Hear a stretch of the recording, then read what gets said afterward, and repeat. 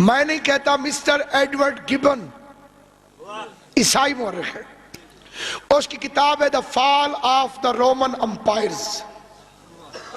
उसकी दूसरी वॉल्यूम में यानी दूसरी जिल्द में उसने दावत अल अशीरा को लिखा और रसूल की पूरी तकरीर का तर्जमा गैर जानिबदार होकर लिखा। कहने लगा कि पैगंबर तकरीर के लिए उठे और कहने लगे, O the son of the Abdul Muttalib, the God is only one and I am the last prophet of God. Who will help me? Who will follow me? He will make my minister, my caliph, and the in charge of my faithful mission. जो मेरी मदद करेगा वो मेरा वजीर होगा, मेरा खलीफा होगा, मेरे मिशन का इंचार्ज होगा। कहता है कि सब के सब चुप थे,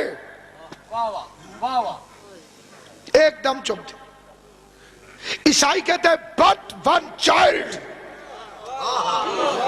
लेकिन एक बच्चा who was the 10 years old, जो सिर्फ 10 साल का था, and his name was Ali, और उसका नाम अली था। ये शिया नहीं है लिखने वाला, ईसाई है। कहते हैं his name was अली, उसका नाम अली था। he jumped, वो उछला, and cried, और चीख के बोला, या रसूल अल्लाह, I will help you, I will follow you, I will break the bones of your enemies। या रसूल अल्लाह, मैं तेरे दुश्मनों की हड्डियां तोड़ के रख दूं।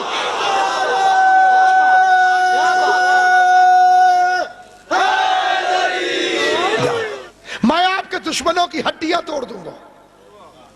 फिक्रे क्या कहे, अगरचे मैं कमजोर हूं, आपके दुश्मनों की हड्डियां तोड़ दूंगा। जोरावर जिला है, मेरी फिक्रे को गौर से समझना।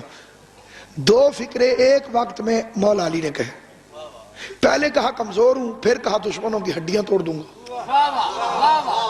इन दो फिक्रों का आपस में जोड़ क्या है कि भला या अपने आप को कमजोर ना कहे या हड्डियां तोड़ने की बात ना करे।